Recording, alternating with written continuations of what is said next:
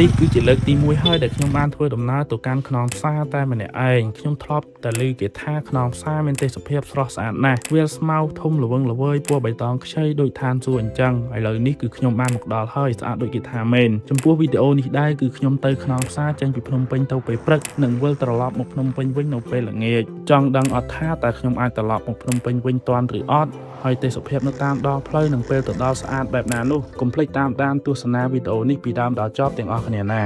ជំរាបសួរបងប្អូនទាំងអស់គ្នាថ្ងៃនេះគឺខ្ញុំធ្វើដំណើរបែបផ្សងព្រេង solo travel តែម្នាក់ឯងទេបងប្អូនទៅខ្នងផ្សារហើយចំពោះទីតាំងខ្នងផ្សារបងប្អូនមុននឹងខ្ញុំទៅនេះកាលពីប្រហែលថ្ងៃមុនខ្ញុំបានខលសួរបងនៅខាងសហគមន៍ហ្នឹងគាត់ប្រាប់ថាប្រសិនបើយើងធ្វើដំណើរពីភ្នំពេញទៅប្រហែលជា3ម៉ោងបងប្អូនហើយមួយទៀតចំពោះការដែលយើងជិះម៉ូតូឡើងលើភ្នំគឺចំណាយពេលប្រហែលកន្លះម៉ោងទៀតហើយម៉ូតូដែលខ្ញុំយកទៅនេះបងប្អូនម៉ូតូខ្ញុំនេះគឺ CT ហើយម៉ូតូ CT នេះខ្ញុំទិញប្រហែលជា 5-6 ខែបងប្អូនប៉ុន្តែដែលបានយកជិះតាណាទេជិះឆ្ងាយយ៉ាងច្រើនត្រឹមតាកែវហ្នឹងបងប្អូនអស់ហើយថ្ងៃនេះគឺខ្ញុំយកម៉ូតូ CT ខ្ញុំនេះមកឡើងភ្នំម្ដងបងប្អូនហើយចំពោះអីវ៉ាន់ដែលខ្ញុំយកទៅបងប្អូននេះ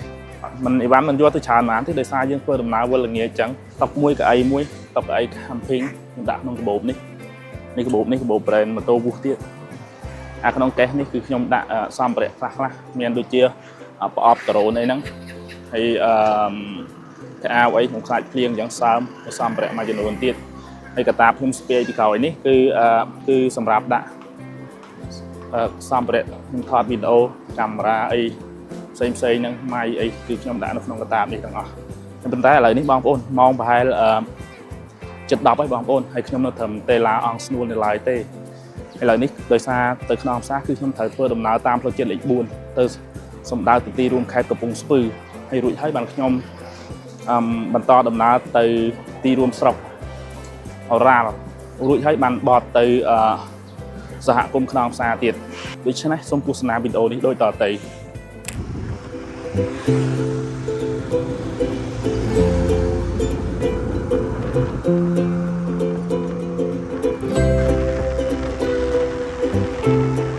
ងប្អូនទាំងអស់គ្នាឥឡូវនេះគឺខ្ញុំដល់កន្លែងផ្លូវកែងក្រាស់សាងកាល់តិចនៅទីរួមខេត្តកំពង់ស្ពឺបងប្អូនកន្លែងនេះកន្លែងស្តុបហើយចំពោះស្តុបនេះដែរប្រសិនបើយើងជិះមកពីភ្នំពេញដើម្បីទៅទីរួមស្រុកអូរ៉ាល់គឺយើងត្រូវបត់ស្ដាំឥឡូវខ្ញុំសាកសួរពូកង់3មើលតើយើងត្រូវធ្វើដំណើរប្រហែលគីឡូម៉ែត្រទៀតទៅយើងដល់ទីរួមស្រុកអូរ៉ាល់វាពូសុំជួយផ្លូវមួយបានអីពូអានេះយើងត្រូវបត់ទៅអូរ៉ាល់ត្រូវឯពូផ្លូវហ្នឹងទៅអូរ៉ាល់ចុះពូប្រសិនបើយើងជិះពីហ្នឹងទៅប្រហែលប៉ុន្មានគីឡូបានដល់ទីរួមស្រុកអូរ៉ាល់ដល់មុំនេះវា51គីឡូពីហ្នឹងទៅពីឡៃស្តុកបាម៉ូនទៅសាកទួតរំងមូលសាកទួតអញ្ចឹងកន្លែងនេះគេហៅស្តុបច្បារមូនបាទអូខេបងប្អូនទាំងអស់គ្នាកន្លែងនេះមិនខ្ញុំអត់ស្គាល់ឈ្មោះអញ្ចឹងន័យថាកន្លែងនេះគឺគេហៅថាស្តុបច្បារមូនយើងបត់ពីស្តុបច្បារមូននេះទៅប្រហែល51គីឡូទៀតទៅយើងដល់ទីរួមស្រុកអូរ៉ាល់យើងដល់ទីរួមស្រុកអូរ៉ាល់រួចបានបន្តដំណើរទៅមុខទៀតបងប្អូនបានទៅដល់សហគមន៍ខ្នងផ្សារអូខេឥឡូវខ្ញុំចាញ់ដំណើរទៅតទៀតទៅដូច្នេះសូមទស្សនាវីដេអូនេះបន្តទៀត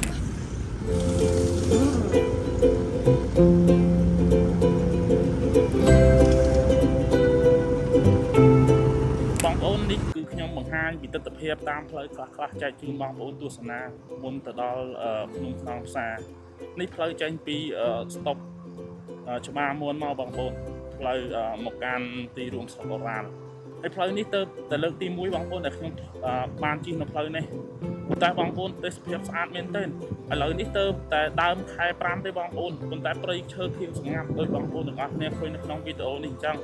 ហើយទីរួមខេត្តកំពង់ស្ពឺបងប្អូនស្ពរភ្នំសត្វភ្នំដូចនៅគាត់នៅសត្វភ្នំបងប្អូនហើយនៅនេះដីតនេច្រើនបងប្អូនដីវាលភ្នំហើយផ្ទះគេយ៉ាងដាច់ពីគ្នារូបកូនភ្នំបងប្អូនគេធ្វើជាការដីដល់ជើងភ្នំចំពោះផ្ទះគេនេះវិញគឺយ៉ាងដាច់ពីគ្នាបងប្អូនអត់ធ្វើសម្បូរផ្ទះច្រើនប៉ុន្មានទេហើយពេលដែលខ្ញុំមកនេះបងប្អូននេះមេឃយ៉ាងត្រជាក់ស្រួលដែរឥឡូវនេះម៉ោង11ហើយមេឃអត់សូវក្តៅទេត្រជាក់មកល្មមស្រួលជិះម៉ូតូដែរ ផ្លូវនេះយ៉ាងស្ងាត់បងប្អូនមិនសូវមានឡានធំអីបើកច្រើនណាស់ទេផ្លូវស្ងាត់ធ្វើជិះអាចជិះលឿនបានអត់សូវជារៀតញ៉ៃហើយនៅផ្លូវនេះដែរបងប្អូនទេសភាពស្អាតដូចខ្ញុំជិះបងប្អូនដូចខ្ញុំប្រាប់បងប្អូនថាអញ្ចឹងបើនិយាយជិះហ្នឹង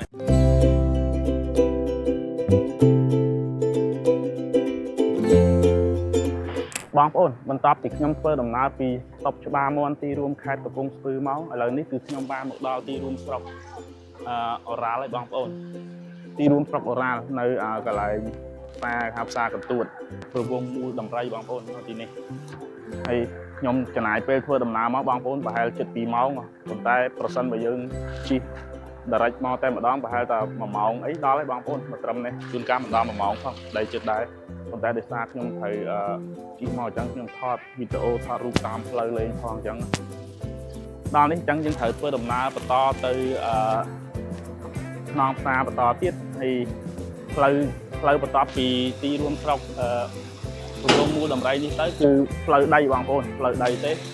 អញ្ចឹងយើងធ្វើដំណើរប្រហែលដី40 គីឡូទៀតបានយើងទៅដល់សហគមន៍ខ្នងផ្សារបងជំរាបសួរបងសុំសួរផ្លូវមួយមកបងយើងទៅខ្នងផ្សារបងទៅខ្នងផ្សារជិះតំណាក់ទៅនេះទៀតមែនត្រង់នេះទៅត្រង់ហ្នឹងចុះហួសហ្នឹងប្រហែល1 គីឡូបងពីហ្នឹងទៅខ្ញុំអត់ទៅដឹងផងអត់ដឹងគីឡូ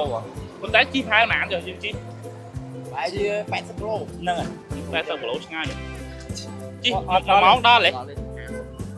ហើយវាយថា1 ម៉ោងដល់ហ៎យើងជិះដល់ហ៎តែផ្លូវយើងផ្លូវក្រហមអញ្ចឹងទេបាទអរគុណពូអញ្ចឹងចាបាទអូខេអញ្ចឹងកថាជីប្រហែល7 1 ម៉ោងទៀតបងប្អូនដល់ខ្នងផ្សារអូខេអញ្ចឹងយើងបន្តដំណើរទៅទៀតអរគុណបងប្អូនទាំងអស់គ្នាឥឡូវយើងបន្តដំណើរទៅទៀត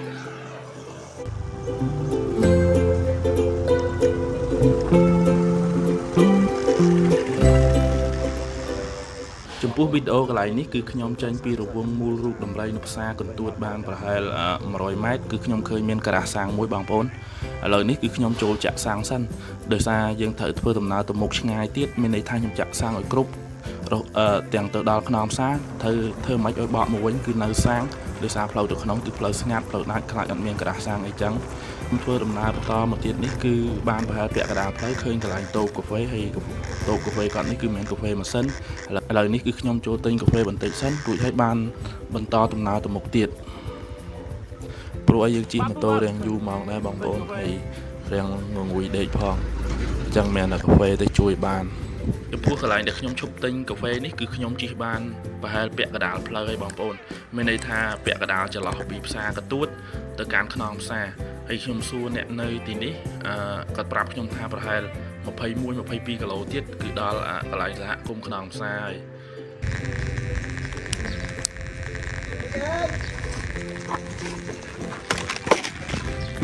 ប្រោក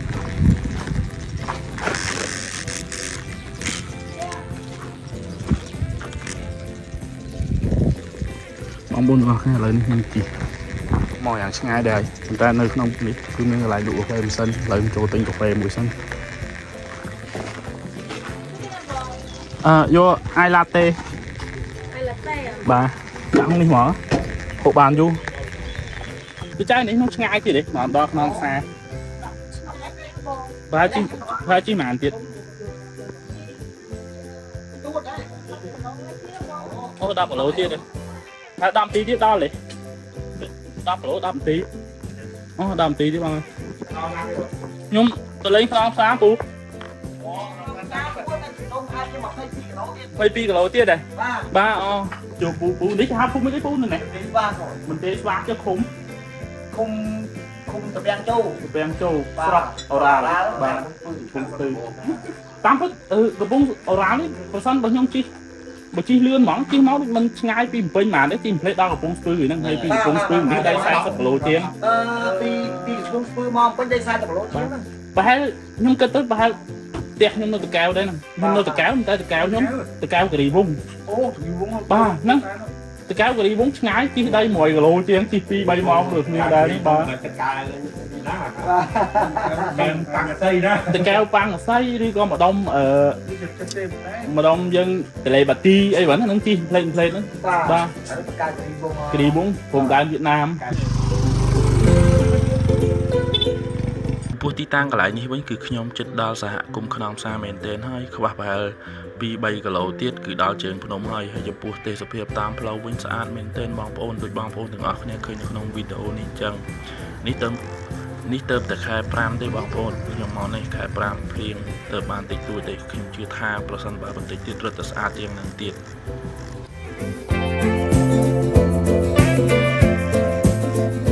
បងប្អូនទាំងអស់គ្នាឥឡូវនេះគឺខ្ញុំមកដល់កន្លែងសហគមន៍ខ្នងផ្សាយហើយបងប្អូនជិះមកផ្លូវមិនពិបាកប្រហែលនេះបងប្អូនប៉ុន្តែខ្ញុំមើលប្រសិនបើមានភ្លៀងអាផ្លូវមកកាន់សហគមន៍នេះមានន័យថាផ្លូវដែលយើងជិះពីរង្វង់មូលដំរីកន្លែងផ្សារកទួតនេះមកកាន់ភ្នំនេះប្រសិនបើភ្លៀងពិបាកជិះបងប្អូនផ្លូវអាចស្អាតប៉ុន្តែថ្ងៃដែលខ្ញុំមកនេះមេឃយ៉ាងស្ទុំប៉ុន្តែអត់មានភ្លៀងដែរឥឡូវនេះគឺខ្ញុំបានមកដល់កន្លែងសហគមន៍បងប្អូននេះផ្លូវដែលត្រូវឡើងលើភ្នំបងប្អូនពីមុនគឺគេឲ្យជិះម៉ូតូឡើងលើភ្នំប៉ុន្តែឥឡូវនេះគឺគេឈប់ឲ្យជិះបងប្អូនឥឡូវនេះគឺគេតម្រូវឲ្យខាងសហគមន៍ជូនឡើងបងប្អូនគឺគេអត់ឲ្យម៉ូតូយើងជិះឡើងដោយខ្លួនឯងទេគេឲ្យសហគមន៍ជូនហើយដំបូងខ្ញុំគិតថាអត់ចង់ឡើងដែរណាបងប្អូនដោយសារជិះម៉ូតូឡើងអត់បានឥឡូវមានតែជិះទៅមួយសហគមន៍ពួកឯងយើងមកធ្វើដំណើរមកដល់នេះហើយកុំឲ្យខាតជើងថាមកដល់ហើយអត់បានឡើងបើមកជួបបងដែលគាត់មកលេងដែរប៉ុន្តែបងអាចចាំគ្នាមែនឡើយអីចាំមិនដែរគេឲ្យឡើងអត់ទេអីពួកកុំមកហើយមកនេះច្រើនបងច្រើនម៉ូតូដែរបាទអរគុណអញ្ចឹងបាទនិយាយលេឡើងមកផ្លេតហើយមិនក៏ដោយម៉ោង5គឺខ្ញុំត្រូវចុះមកដល់ក្រុមនេះវិញដើម្បីកុំឲ្យយប់ខ្ញុំខ្លាចជិះពួកឯផ្លូវនេះស្ងាត់ដែរបងប្អូនជិះទៅមុខយើងជិះចេញទៅក្រៅពីភ្នំវិញខ្ញុំមកតាមពិតប្រសិនបើជិះលឿនមកខ្នងផ្សារនេះអត់ឆ្ងាយហ្មងបងប្អូនដី130គីឡូអីហ្នឹងប៉ុន្តែដោយសារយើងជិះលេងអញ្ចឹងអាឡ័យថតទេសភាពថតអីតាមផ្លូវហ្នឹងមកដល់នេះចង់លេតវិញច្បាស់ហ្នឹងយើងឡើង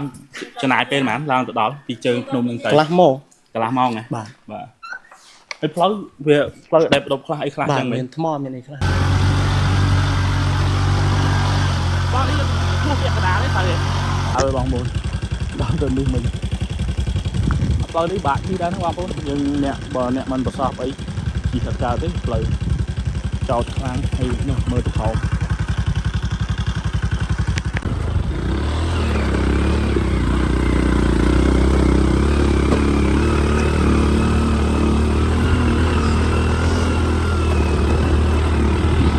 ន្លែងនេះចោ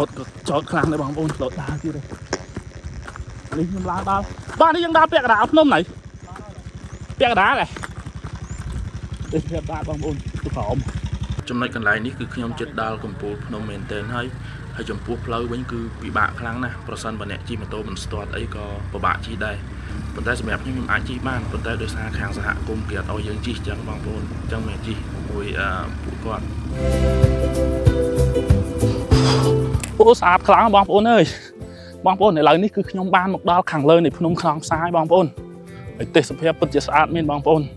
ហើយចំពោះការដែលយើងធ្វើដំណើរមកទីនេះគឺរាំងឆ្ងាយបន្តិចដែរបងប្អូនពីភ្នំពេញមកហើយខ្ញុំខកបានចេញមកដែរប្រសិនបើខ្ញុំរូតមកពីព្រលឹមអាចខ្ញុំមកដល់នេះត្រឹមម៉ោង11ឬក៏12អីប៉ុន្តែខ្ញុំក្រោះចេញមកខ្ញុំមកឡើងម៉ោង9ជាងហើយជិត10អីហើយចង់មកដល់នេះម៉ោងខ្ទង់ម៉ោង3អីដែរបងប្អូនកាលដែលយើងមកកំសាន្តទីនេះទោះវាឆ្ងាយតិចមែនប៉ុន្តែពេលដែលយើងមកដល់ហើយបងប្អូនពិតជាមិនខកបំណងទេនៅអ្វីដែលយើងចំណាយមានកម្លាំងដែលយើងចំណាយមកកាន់ទីនេះពេលមកដល់លើខ្នងភ្នំនេះបានយើងមើលឃើញទេសភាពដ៏ស្អាតនៅលើភ្នំនេះដូចខ្ញុំប្រាប់បងប្អូនទាំងអស់គ្នាខាងដើមវីដេអូអញ្ចឹងខ្ញុំមកទីនេះគឺមកតែឯងទេហើយខ្ញុំចង់ធ្វើដំណើរបែបផ្សងព្រេងអញ្ចឹងមើលតើវាមានរសជាតិបែបម៉េចធ្វើដំណើរឆ្ងាយប៉ុន្តែខ្ញុំស្ដាយតែម្យ៉ាងបងប្អូនគឺយើងខ្ញុំមកនេះគឺអត់បានសម្រាប់បងប្អូនខ្ញុំត្រូវវិលទៅភ្នំពេញវិញមានតែមកព្រឹកវិលទៅវិញល្ងាចប៉ុន្តែឥឡូវម៉ោង 7:04 ហើយខ្ញុំអត់បានចុះពីលើភ្នំផងហើយខ្ញុំបានប្រាប់ខាងបងសហគមន៍ដែលគាត់ជូនម៉ូតូឡើងលើភ្នំដឹងដែរថាខ្ញុំត្រូវចុះទៅវិញនៅម៉ោង 4 ជាងព្រោះខ្ញុំអាចនៅយូរបានបងប្អូនធ្វើម៉េចក៏ដោយឲ្យទៅដល់ក្រោមនៅម៉ោង 5 នៅម៉ោង 5 ត្រូវហើយដើម្បីជិះចេញពីចង្កេះភ្នំទៅជិះចេញពីសហគមន៍ទៅកាន់ជិះចេញពីសហគមន៍ទៅកាន់ ផ្សារកទួតវិញដល់ត្រឹមម៉ោង 6 ព្រោះអីវាផ្លូវស្ងាត់ខ្លាចល្ងឹតដែរផ្លូវដែលយើងចំណាយពេលយើងធ្វើដំណើរពីភ្នំពេញមកប្រហែល3 ម៉ោងបងប្អូនយើងមកដល់ចង្កេះភ្នំនេះហើយនេះទៀតយើងត្រូវធ្វើដំណើរតាមម៉ូតូឡើងមកលើភ្នំនេះទៀតប៉ុន្តែយើងមកឡើងមកនេះបងប្អូនស្អាតទេសភាពយើងមកយ៉ាងហត់ដែរបងប្អូនប៉ុន្តែសមណាស់អ្វីដែលយើងចំណាយបងប្អូនការដែលយើងឡើងមកលើភ្នំនេះគាត់មកលេងនេះគាត់ប្រាប់ខ្ញុំថាទីទៀតទៅស្អាតជាងហ្នឹងទីទៀតនៅពេលដែលស្មៅអស់នេះគឺវាដោះវែងជាងហ្នឹងប៉ុន្តែស្មៅនេះឡើយយ៉ាងមិនសូវវែងប៉ុន្មានទេប៉ុន្តែដោយសារមានភ្លៀងមកលើពណ៌ខ្ចីខៀវខ្ចីដែរទីទៀតអាចវែងជាងហ្នឹងទៀតទេសភាពស្អាតបងប្អូននៅនេះហើយនេះមានគេមកបោះតង់បោះអីចឹងទៅនេះច្រើនដែរបងប្អូនអ្នកដែលគាត់មកសម្រាកហើយចំពោះខ្ញុំគឺស្ដាយដែរមកអត់បានសម្រាកត្រូវវិលទៅវិញហើយបើសិនបើយើងបានសម្រាកទៅបានថតទស្សនភាពអតិច្រើនហើយបានមើលថ្ងៃលិចពេលព្រឹកឡើងមេឃចុះអាប់ហើយថែមទៀតចុះបងយើងចុះពីភ្នំវិញយូរតែប៉ុន្មាននាទីត្រង់20 នាទីបាទអញ្ចឹងយើងចុះទៅលឿនជាងយើងឡើងមកជាងឡើងបាទបងប្អូនទាំងអស់គ្នាចំពោះវីដេអូនេះគឺមានតែប៉ុណ្ណឹងទេឥឡូវជិតយប់ដែរខ្ញុំត្រូវចុះពីភ្នំវិញហើយយើងត្រូវធ្វើដំណើរខ្ញុំត្រូវធ្វើដំណើរទៅពេញវិញទៀតកុំឲ្យយប់តន់ខ្ញុំចង់ចេញផុតពីនេះទៅកុំឲ្យល្ងឹតទៅដល់ផ្សារកទួតដល់ទៅនៅត្រឹម7អីដល់បាទខ្ញុំទៅដាច់តែនេះខ្លាចតោមានបញ្ហាអីបងប្អូនទាំងអស់គ្នាឥឡូវខ្ញុំ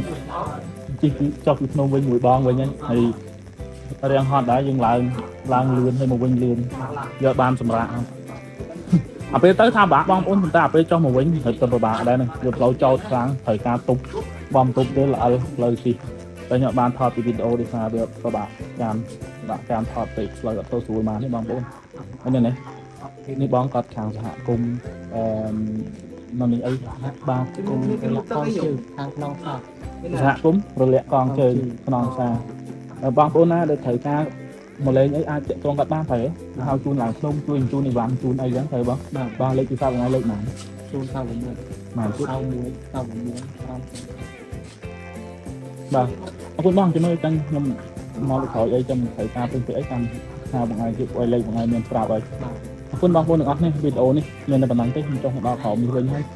ល្ងាចដែរខ្ញុំត្រូវទៅពេញវិញធ្វើមិនក៏ដល់ទៅខ្ញុំអោយវាល្ងិតពិបាកពីផ្លូវស្ងាត់ដែរ